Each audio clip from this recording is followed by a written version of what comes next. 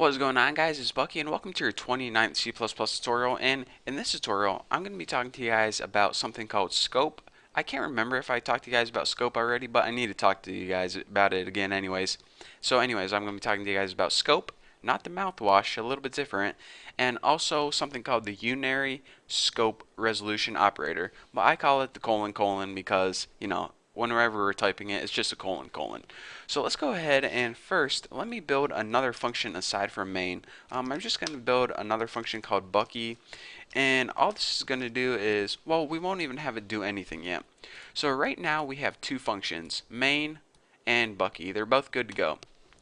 So sometimes people build variables inside a function like int x and set it equal to 10. Well, let's go ahead and make some interesting variables. I'm tired of x. So int tuna and set it equal to 69. Now let's go ahead and build another variable called tuna and set it equal to 20. Well, I just want to demonstrate one thing. Some people declare variables outside functions, and some people declare variables inside functions. Now, it's not just like some people have blue eyes, some people have brown eyes. They're people nonetheless, and it doesn't really matter what eye color they have. Well, actually, this does matter. It's not a personal preference. It actually does matter in your computer program where you declare or make your variable.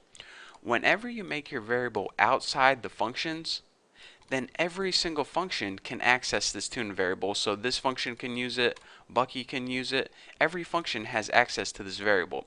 But for example, say you only made your variable inside one function, so you only made this variable inside main. That means that whenever Bucky tried to use the variable tuna, it's going to get an error message. So check it out. It says, tuna, what the heck is tuna? Because main functions are basically greedy. Whenever they create a variable, they're the only ones with access to that variable. So that's why people typically like to use variables and declare them outside all of the functions, because whenever you make a variable outside the function, then every single function in your program is going to have access to it. So say for example main wanted to print out tuna and Bucky wanted to print out tuna. Well, you can go ahead and run this program right now and check it out. Both programs are going to print out tuna just fine. So the reason Bucky didn't print it out and you only saw tuna once was because we didn't call it anywhere. But anyways, that's what the scope of variables is. Basically, where you create variables depends where you can use them.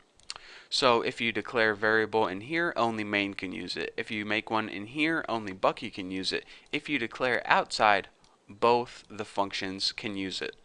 But now we come across a little bit of a conundrum, and let's go ahead and delete Bucky for the rest of this tutorial because he was just an example. A dang fine one, but hey, he was an example. What if a user did something stupid like this? They made a variable called tuna outside main, so of course main has access to it, but they made another variable called tuna that's inside main as well. So main can access that one too. So now when you try to print out tuna, it has a choice. Do I use this one or do I use this one? Well, let's go ahead and print this out and see what happens. It chose 20. And why did it do that? Well, computers pretty much take the most recent or most inner variable that they can. They say, alright, here is a variable that I can use, but why use that one when I have one right inside my function? I'm going to assume that since this one was built right inside my function, that that's the one you want me to use. So these are called local variables and these are called global variables.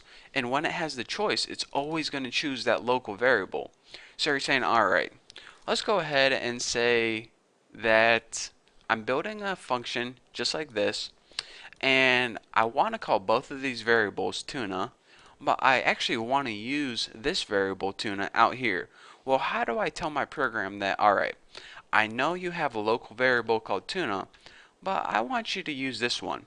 Well, in order to do that, you need to use something called the unary scope resolution operator. In other words, the colon colon. Colon colon tells your program, alright, you have two functions called tuna.